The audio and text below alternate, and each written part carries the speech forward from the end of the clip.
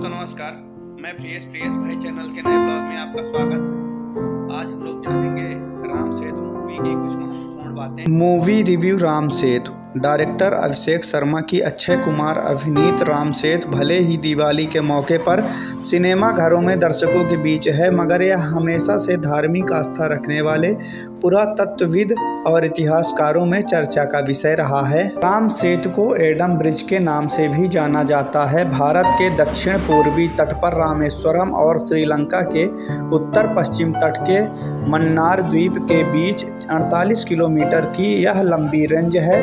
हिंदू पौराणिक कथाओं में उल्लेख है कि यह भगवान राम और उनकी सेना द्वारा लंका पर चढ़ाई करने और रावण से युद्ध करने के लिए बनाया गया सेतु यानी पुल है, जबकि इस्लामिक कथाओं के अनुसार एडम यानी आदम ने इस पुल का इस्तेमाल आदम की चोटी तक पहुंचने के लिए किया गया था। वैज्ञानिकों के अनुसार राम सेतु एक कुदरती संरचना है, मगर बीते कई साल से सबूत पेश कर दावा किया जा रहा है कि ये प्राकृतिक नहीं है बल्कि भगवान राम द्वारा बनाया गया है। निर्देशक अभिषेक शर्मा की राम सेतु भी इसी विचार के इर्द गिर्द घूमती है, लेकिन फिल्म को फिक्शन बनाने के फेर में यह दर्शकों को एक अलग मोड़ पर छोड़ देती है। राम सेतु की कहानी। फिल्म की कहानी असल जिंदगी की घटनाओं पर आधारित है। आर्कियोलॉजिस्ट डॉक्टर आर्यन कुलश्रेष्ठा एक नास्तिक शख्स हैं।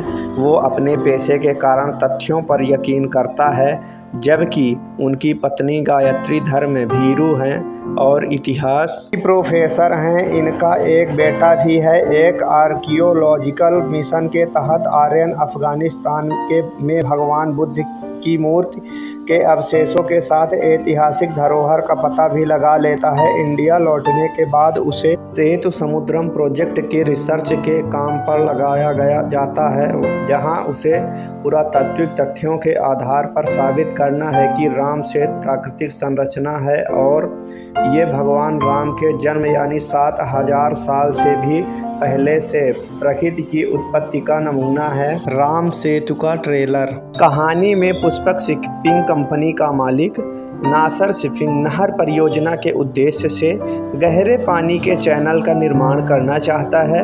वह उसे भारत और श्रीलंका के बीच एक शिपिंग मार्ग बनाना चाहता है, ताकि भारत के पूर्वी और पश्चिमी तटों के बीच सफ़र का समय भी कम हो जाएगा। इसी परियोजना में नासर का बहुत कुछ दांव पर लगा है।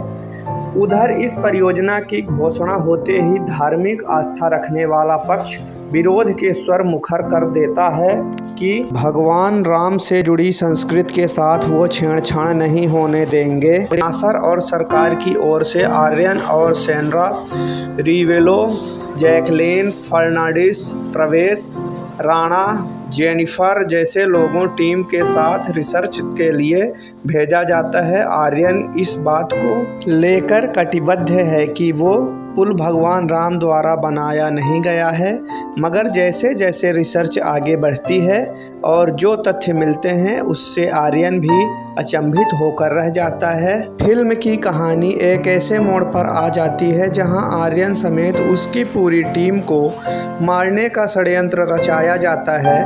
उधर राम सेतु पर शिपिंग परियोजना पर अदालत का फैसला देने में महज 2 दिन बाकी हैं और आर्यन के पास भी 2 ही दिन का समय है। अब क्या आर्यन और उसकी टीम अदालत के फैसले से पहले सही तथ्यों तक पहुंच जाती है?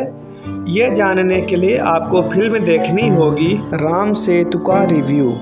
पौराणिक कथाओं को आधुनिक सोच के साथ मिलाकर एक अलग कहानी गढ़ने का प्रयास नया नहीं है, मगर निर्देशक अभिषेक शर्मा की कहानी की समस्या यह है कि शुरुआत में ही समझ में आ जाता है कि इसका अंत क्या होगा। सांस्कृतिक धरोहर और धार्मिक विषयों पर फिल्म बनाते समय निर्देशक की जिम्मेदारी बढ़ जाती है। डायरेक्टर के रूप में अभिषेक ने इस मामले में लापरवाही बरती है। मुद्दे को साबित करने वाले तथ्य जबरन साबित होते हैं और कई जगहों पर तो बचकाने भी।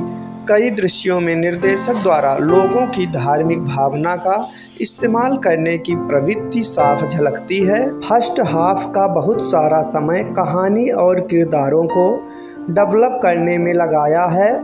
सेकंड हाफ में कहानी रफ्तार पकड़ती है। हालांकि फिल्म राम सेतु के अस्तित्व को स्थापित करती है और ये भी स्थापित करती है कि मान्यताओं में चली आ रही कहानियाँ कपोल कल्पनाएं नहीं हैं। यह फिल्म आपको हॉलीवुड की द विंची कोड और नेशनल ट्रेजर की याद दिलाती है। तकनीकी टीम औसत है।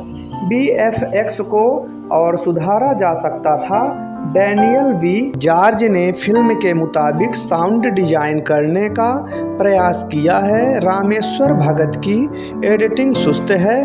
हाँ, आसिम की सिनेमेटोग्राफी ने फिल्म को रहस्य और रोमांस से लवरेज कर रखने की काफ़ी मदद की है। फिल्म के अंत में राम राम गाना अच्छा बन पड़ा है।